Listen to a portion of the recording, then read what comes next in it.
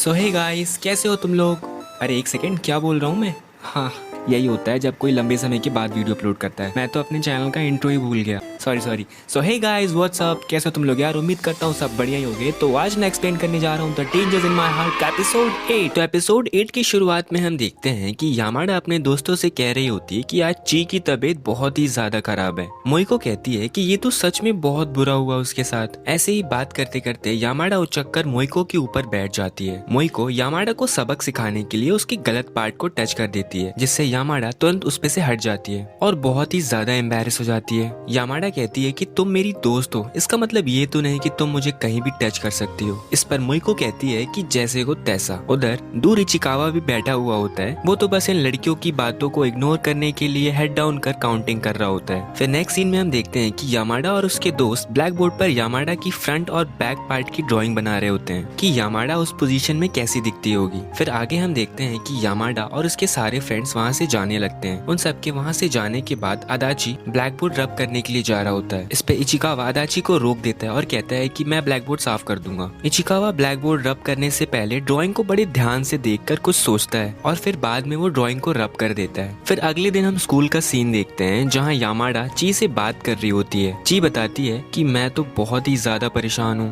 पिछले दिन मेरी तबीयत खराब थी जिससे मैं अपना होमवर्क नहीं कर पाई। इस पर यामाडा कहती है कि मैंने तो अपना होमवर्क लंच ब्रेक में ही खत्म कर लिया। फिर नेक्स्ट सीन में हम देखते हैं कि इचिकावा ची को उसका होमवर्क करवाने में उसकी हेल्प कर रहा होता है। इस पर ची यामाडा से कहती है कि अच्छा, तो तुम अपना होमवर्क लंच टाइम में ऐसे खत्म करती हो, ये सही बात नहीं है, तुम्हें अपना काम खुद करना चाहिए। ची यामाडा से बताती है कि जल्दी हमारी पेरेंट टीचिंग मीटिंग होने वाली है और मुझे लगता है कि तुम मुझसे डर रही हो यामाडा, कि कहीं मैं तुमसे ग्रेड में आगे ना निकल जाऊं। ची इचिकावा से बोलती है कि तुम सच में बहुत ही अच्छा मैथ्स के सम्स समझाते हो और मैंने सुना है कि तुम डेटा प्रोसेसिंग क्लब में हो। ये बात सुन के इचिकावा बहुत ही सरप्राइज हो जाता है और ची से कहता है कि तुम्हें ये बात किसने बताई। ची बताती है कि यामाडा ने मुझे बताया। ची यामाडा से कहती है कि तुम तो हमेशा इसी के बारे में बात करती रहती हो और आज जब तुम्हारे सामने ये बैठा है तो तुम्हारे मुंह से कुछ निकल नहीं रहा है। यामाडा बात को पलट देती है और कहती है नहीं, मैं तो मीको और रीना के बारे में बात कर रही थी। ची इचिकावा से कहती है कि क्या तुम्हें अजीब नहीं लगता कि यामाडा दिन भर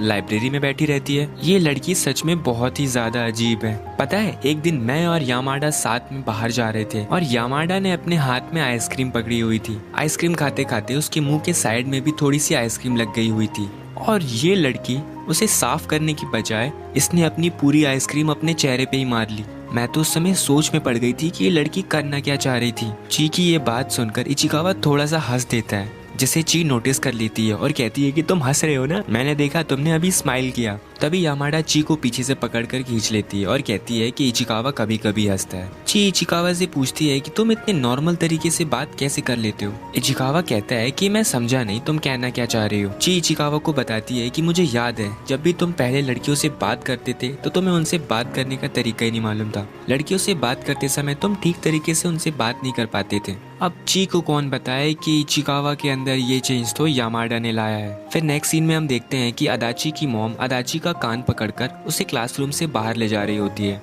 इचिकावा ये देखकर बहुत ही ज्यादा डर जाता है और कहता है कि लगता है वो दिन आ गया, आज पेरेंट्स टीचिंग मीटिंग है, अब मेरा क्या होगा। फिर नेक्स्ट सीन में हम देखते हैं कि इचिकावा एक जगह छुपकर यामाडा को देख रहा होता है और यामाडा के जस्ट बगल में यामाडा की मॉम भी होती है। इचिकावा तो ये देखकर बहुत ही ज्यादा सरप्राइज हो जाता है और कहता है कि ये यामाडा की मॉम है, ये तो सच में बहुत ही ज्यादा यंग है, इनको देखकर कौन कह सकता है कि ये फैमिली चलाती हैं और इनकी एक बेटी है। इचिकावा ये भी देखता है कि उन्हीं के पास उसकी मॉम भी बैठी होती है। इचिकावा की मॉम कहती है कि टाइम तो हो गया, ये क्यो चैन कहाँ रह गया। अब क्यो चैन इचिकावा का निक नेम है। ये नाम सुनकर यामाडा इचिकावा की मॉम को घूरने लगती है। फिर इचिकावा की मॉम यामाडा और उसकी मॉम को अपना इंट्रो देती है और कहती है कि मैं क्यो तारो इचिकावा की मॉम। ये बात सुनकर यामाडा बहुत ही ज्यादा खुश हो जाती है। इचिकावा की मॉम यामाडा से पूछती है कि क्या तुम्हारी इचिकावा से बात होती है। यामाडा शर्मा जाती है और कहती है हाँ, थोड़ी बहुत। उधर इचिकावा भी एम्बैरेस हो रहा होता है और मन में कहता है कि मॉम बस करिए। इचिकावा की मॉम यामाडा से कहती है कि इचिकावा तो आजकल मुझे बहुत ही ज्यादा खुश लगता है, मैं उसे जब भी स्कूल से वापस आता देखती हूँ तो हमेशा वो अच्छे ही मूड में रहता है। इचिकावा की मॉम यामाडा को टॉफी देती है, बदले में यामाडा भी अपने जेब से टॉफी निकालकर इचिकावा की मॉम को देती है। फिर नेक्स्ट सीन में हम देखते हैं कि इचिकावा ने अपनी पेरेंट्स टीचिंग मीटिंग खत्म कर ली होती है और वो अपनी मॉम के साथ घर जा रहा होता है। इचिकावा की मॉम इचिकावा से कहती है कि तुम मुझसे इतनी दूर क्यों चल रहे हो,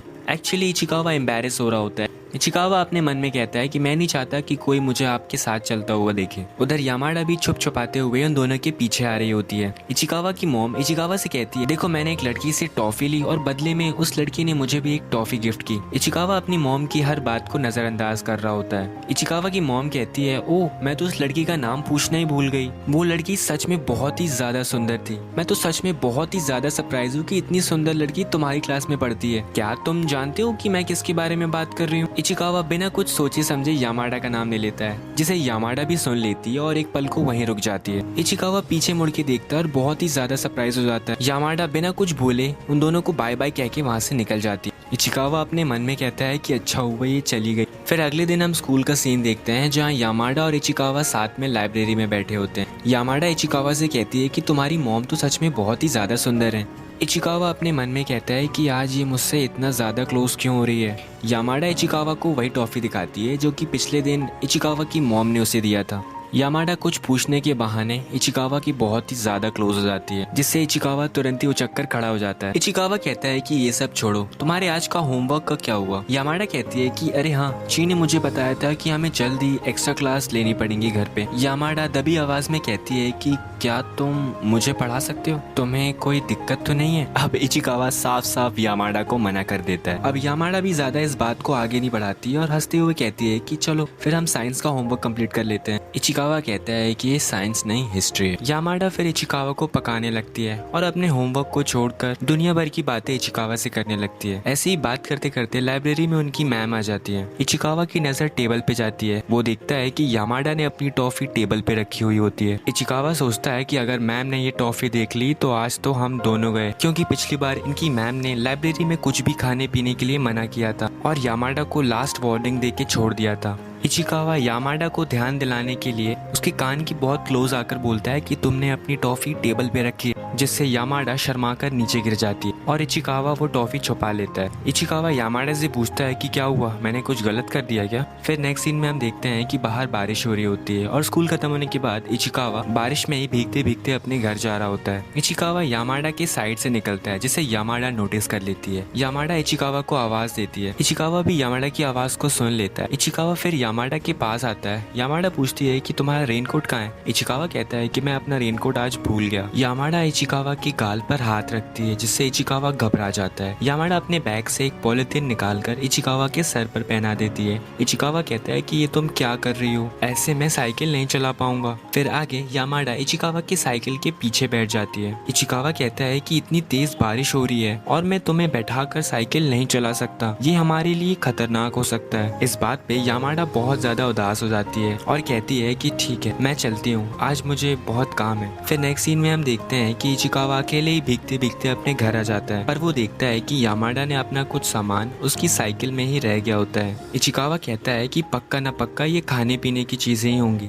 पर देखने पर इचिकावा को पता चलता है कि उसमें सैनिटरी पैड होता है। इचिकावा को वही बात याद आती है जब यामाडा ने उससे कहा था कि आज उसे बहुत काम है। इचिकावा यामाडा के लिए बहुत ज्यादा परेशान हो जाता है और तुरंत उसे यामाडा को वापस करने के लिए जाता है। वहाँ पहुंचकर वो यामाडा को देख लेता है और उसे आवाज देता है। यामाडा भी इचिकावा के पास आ जाती है। यामाडा देखती है कि इचिकावा पूरा भीग गया होता है, इसीलिए यामाडा इचिकावा के बाल सुखाने लगती है। इचिकावा कहता है कि तुम अपना सामान मेरी साइकिल में ही छोड़ आई थी। यामाडा कहती है कि तुम मुझे ये कल भी दे सकते थे। इचिकावा अपने मन में कहता है कि अच्छा ही होगा कि मैं ऐसे बिहेव करूं कि मैंने इसके अंदर कुछ ना देखा। यामाडा इचिकावा के कान के पास आकर कहती है कि ये पीरियड्स के लिए नहीं है, एक्चुअली इसे मेरी मॉम ने लाने के लिए कहा था। इचिकावा कहता है कि ओह, और कहता है कि आज तुम्हें बहुत काम है ना, तो मैं चलता हूँ, और यामाडा को चुपचाप बाय बोलकर वहाँ से चला जाता है। घर वापस आकर इचिकावा अपने फोन में यामाडा की कुछ पिक्चर्स देख रहा होता है और पिक्चर्स देखते देखते उसे नींद आ जाती है। इचिकावा की नींद खुलने पे उसे पता चलता है कि उसे तो बहुत तेज फीवर है, इसलिए वो उस दिन स्कूल नहीं जाता है और घर पर ही रेस्ट करता है। इचिकावा घर पर अकेला होता है, तभी उसे बाहर किसी की आवाज आती है।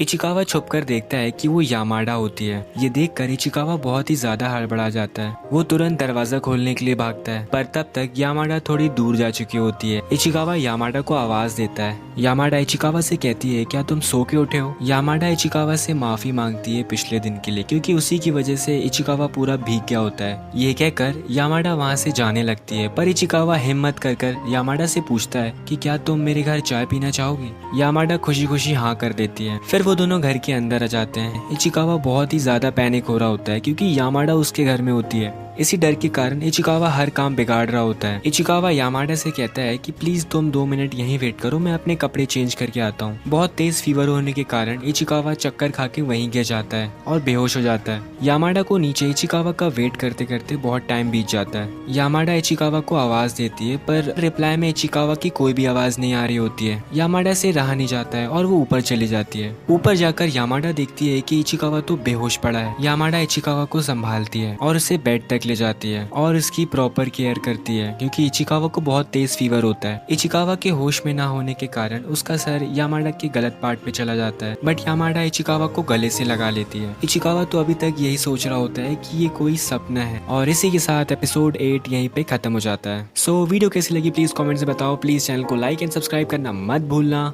Till then bye.